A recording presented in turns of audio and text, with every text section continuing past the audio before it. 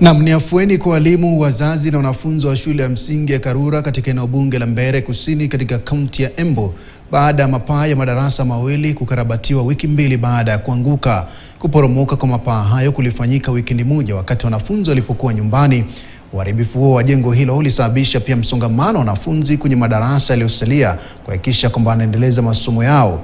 Wazazi na walimu wamefichua kwamba baadhi waliwazia pia kuwahamisha kwenye shule hiyo hadi kwenye shule nyingine wana wao.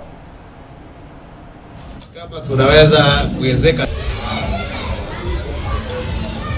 Mimi mwenyewe nikaona ni vizuri nikiwa senator wa Embu County, na ni kwa sababu ni pahali nimesaliwa, nimetoka, nikaona niongee na marafiki.